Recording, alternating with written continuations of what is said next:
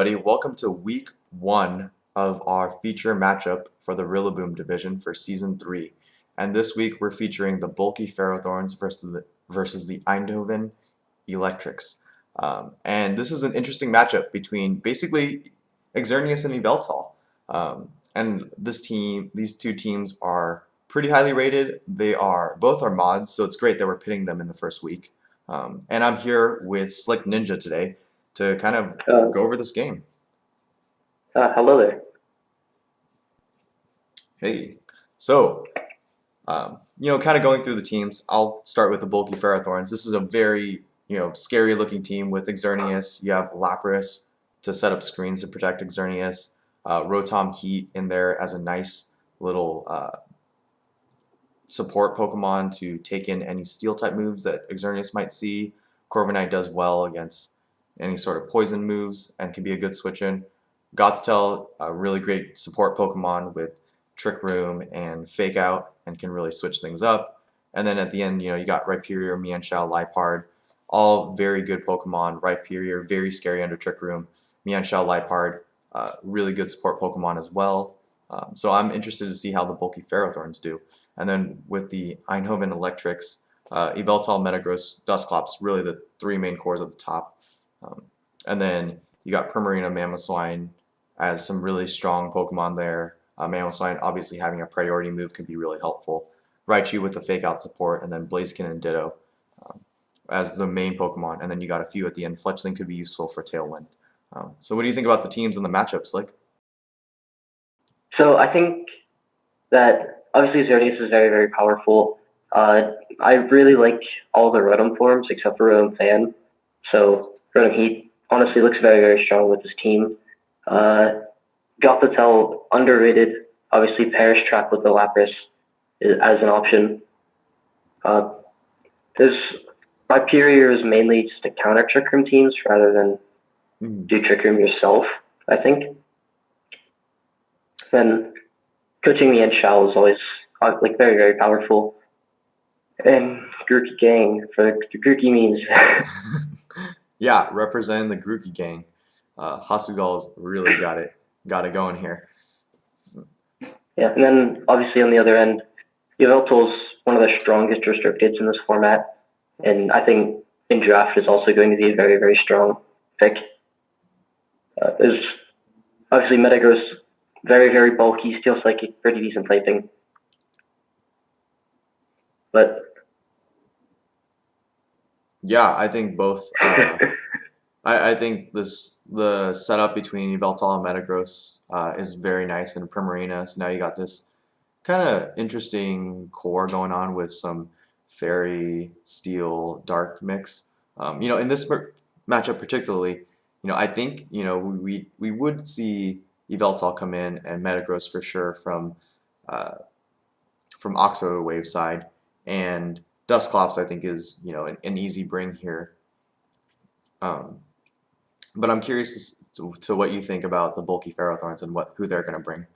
yeah, I think obviously Rotom looks like a necessity here with obviously like electric type moves against Yveltal and fire type moves against Metagross. Mm-hmm. But I am worried that it just gets one shot by Primarina before it can one shot Primarina. Mm-hmm. And I think Rhyperior actually has to come just as a secondary way to kill the Metagross, just in case Metagross can overpower Rotom. Yeah, that's very true. Yeah, Metagross is looking pretty scary here. And Rhyperior also could get hit by the Max Steel Spike from Metagross, so you just got to be kind of careful with that. Although his defense is so high, it might not matter. Yeah, Metagross is in that spot where it's just there's stuff that's super effective against it, but it's super effective against that stuff. And it's just really, really powerful in that play. Yeah, definitely. All right, well, enough of the team preview. Let's get started on this battle. All right, so here we are at game 1, and Oxawave brings Ditto into this matchup, and I really, really hope we're going to see Ditto come out in this matchup here. It would be great if he was able to get Ditto to transform into Yveltal or something, which would be absolutely insane. And from Hasugul's side, he brought Grookey to this matchup, which is interesting. So what are your thoughts here, Slick? I think honestly, it's kind of weird to see the Ditto there instead of like a Primarina. Mm. But I think if you trying to predict a Geomancy Xerneas, Ditto actually is very, very strong if it's holding a Choice Scarf. Then just switch in, steal the boost, try to do as much damage as it can. Uh, at least from Oxawave, I don't really see the Blaziken's use here, so I feel like that's just not going to count anything. Mm-hmm. But I mean, it could be his best answer to Rhyperior if Metagross dies. But Yeah. I think it's going to be interesting to see the different sets that they use here. Yeah, I think it'd be really interesting. Well, let's just get started and see kind of what their leads are, because I'm just so excited. All right, so Gothitelle Xerneas and Yveltal Raichu, and both come out with fake out users and their restricted legendaries.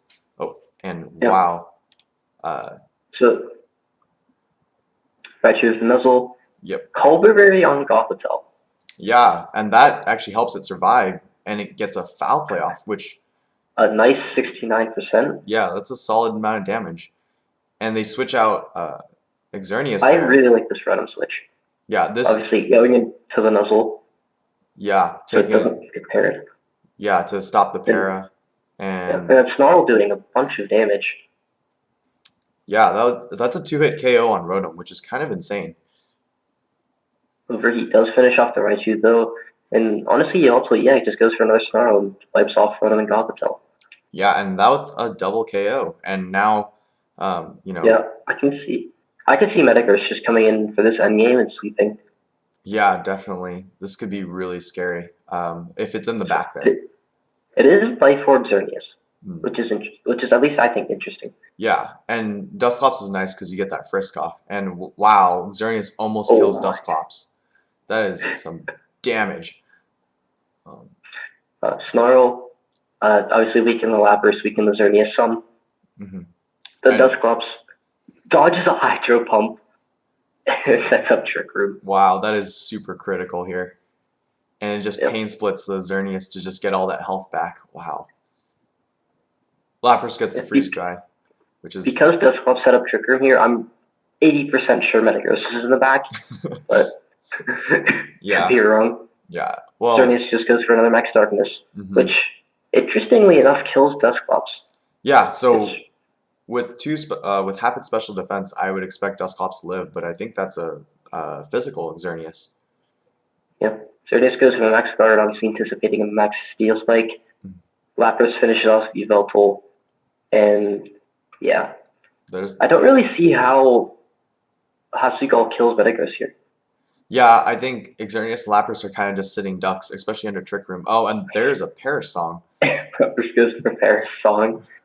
Xerneas goes down, and yeah, Lapras doesn't seem to have a good move to hit Metagross with. Obviously, Yeah. probably protect Hydro Pump, Freeze Dry, and Perish Song. I So, think it just has to protect its triple protect, and that's the only way Hasugal wins this first game.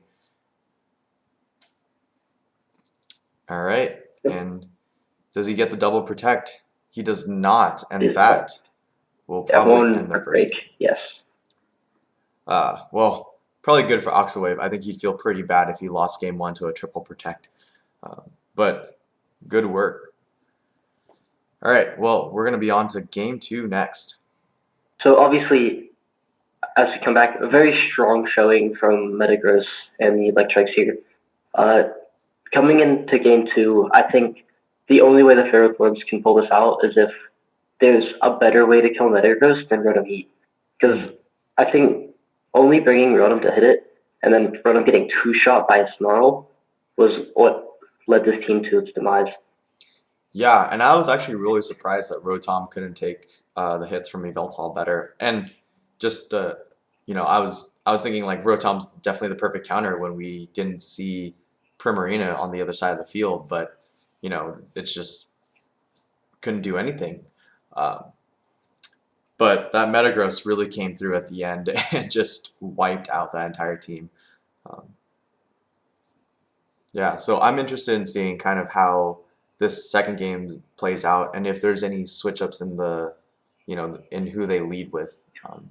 I think if you're Hatsugal here, that you have to bring Rhyperior to answer the Metagross. Hmm. And if you're Oxawave here, you probably should just do the exact same thing and hope that Hostile doesn't know what to do. Yeah, I think that Or might just be the right maybe move. plan for Rhyperior. Yeah, definitely. Or it's just something in there. So yeah, we'll see. You ready to get started in the next game? Yep. Let's do it. All right, so here we are at game 2, and I think the teams are just about ready to go. Any few things you want to say right before they start? Yeah, I think obviously there has to be an answer to Metagross, and honestly, Grookey doesn't look that bad. I'm just gonna say it. I wouldn't be surprised if we saw the Grookey come out. Okay, yeah. Well, maybe we'll see Grookey come out this round. All right, well, let's get started. And So we do see the Rhyperior. yep, and here's the Rhyperior to switch things up for Hasugal. Yep. And we do see Yveltal Raichu again. Same lead for Oxawave, they just switched. And double protect early on just to check out what's going on and protect themselves from that fake out. And Yveltal does a Dark Pulse into Rhyperior, and Rhyperior just maxes. Helping hand. Yep, and then Raichu with the Charm. Is that going to allow Yveltal to stay alive for another turn? We'll see. The Dark Pulse into Gothitelle doesn't do too much because that Colbur Berry. And the Max Rockfall with the helping hand. One shot. Just straight, yeah. Wow, that is so much power. Even at, -2 attack, that is absolutely crazy. And, Oxawave comes back, immediately Dynamaxes Metagross. Raichu, charms Rhyperior again. There's absolutely no reason not to. That makes sense. Why would you max Knuckle? Yeah, I feel like that Max Knuckle into Gothitelle is kind of questionable. And Gothitelle is... Oh my god. Wow, and Max Quake just kills Raichu. Gothitelle foul plays into Metagross, and no weakness policy activates, so that's a good sign for Hasugal. Now he knows that he can just directly attack Metagross. Yeah, now Metagross gets a defense boost. Max Quake does a pitiful 13%. Yeah, that was not very much at all. Sets up Trick Room. Yep. Yeah. Yeah, I think this turn. So Rotom Heat does come. Yeah, and Xerneas switches out for Rhyperior, which I think is a good move because Rhyperior was doing no damage anyways. Yeah. See, Max Rockfall into Rotom, that should just kill it. Yeah. Well, through a Chardy Berry. That Chardy Berry was not very useful at all, unfortunately. But it was good prep. That's just good team prep, Yeah, so now we've got Xerneas, Rhyperior versus Metagross Dusclops. And Rhyperior protects. Well, the double protects probably to scout to see what he wants to do. Yeah, and probably wait out a Trick Room turn. Yeah, then Nightshade and Ironhead. So, at least from Hastigal's perspective, I think he wants Metagross to Ironhead this Rhyperior because of the weakness policy, but yeah, Rhyperior just finishes it off. Yeah, that was incredibly crazy. And Xerneas just Night Slashes Dusclops, and now we're sitting in this weird Dusclops versus Xerneas Rhyperior matchup. And, I feel like we're going to be here for a while. Dusclops is very hard to kill. And we do get to see the physical Xerneas, though. Yeah, we do confirm that, which is good to know. And that's a different set than we usually get, right? Like, that's not the normal Xerneas set that you'd find. Yeah, Rhyperior protects. Very, very smart. Because why wouldn't you pain split the Rhyperior? Yeah, and Dusclops is just pain splitting back all this health, just trying to stay alive and get like a sneaky Nightshade in or another pain split in just to keep this battle going. Yeah, just one Night Flash crit and it's over. Yep. We're slowly but surely getting there. This is the very classic Dusclops matchups that you come to know and love? Maybe. I don't know. I'm not a fan, but I'm sure somebody is. Yeah, it looks like it'll just end next turn. Yep. Outside Trick Room, Xerneas should take it out, and there we go. Yeah. That is the end of Game 2, and there's a comeback. We will be having a Game 3, ladies and gentlemen. All right, well, that was a good Game 2, and we're going to get ready for this Game 3 right here. I really like the way bulky Ferrothorns switched it up and they brought out Rhyperior. I think Slick, you were totally right. Like bringing Rhyperior is definitely key in this matchup. What do you think is going to happen for Game 3? I think honestly the biggest thing that Hasselhoff could switch up if he wanted to was Rotom Heat isn't really contributing much, so I wouldn't be surprised if he did like bring out his Lapras, for example. But other than that, I think he was in a really good spot the entire time, and just adapted well to what he needed to change. Yeah. I don't know if Hasselhoff really needs to change too much in this final one, but I'm not sure if Oxawave should really continue with the same leads that he's going with, but I'm not really sure what he should switch up to. Yeah, this is one of those moments where you beg Primarina to come back to you, so you can kill the Rhyperior. If there was only a way to switch in a 7th Pokemon. But yeah, let's see how Game 3 goes. This will be very interesting. All right, and now we're here at Game 3, and I gotta say, this is gonna be really, really exciting. Any thoughts on who you think they're gonna lead this time, Slick? Honestly, Hasselhoff's lead was very, very strong last game. I wouldn't be surprised if he just led Rhyperior and Gothitelle again. And I think Oxawave might have to lead like Raichu and Blaziken, for example, just to try and do something to this Rhyperior. Yeah, just to try and get some serious damage on it early, or just something, because it wiped through last time and it did some serious damage. You ready to get started? Let's just see what they do. Let's go. All right. Oh, and we have Grookey out here with Gothitelle. Gang. And Raichu and Yveltal come out again for Oxawave from Game 3. And Gothitelle protects, and Raichu fakes out into Grookey. Grookey takes 25% from fake out. That is a little bit of damage. Oh, but the Grassy Glide Raichu. 77% to Raichu. Wow. And Raichu does get the nuzzle off on Gothitelle, but I'm not sure how valuable that is. Yveltal just one-shots Grookey. Gets the Oblivion Wing off. All right. But now we've got Rhyperior and Trick Room. Yeah, and I think this is kind of what he wanted, right? Protects, kills the Raichu. Just try to prevent the Charm. Yeah, and those are really smart protect. Yeah, we see a Dynamax come out from both Metagross and Rhyperior. Huge foul play. We've seen Max Rockfall just one-shots the Yveltal. Yeah, and then Metagross just max Steel Spikes into Rhyperior, but that activates his weakness policy. Rhyperior, honestly, doesn't even look phased by that attack at all.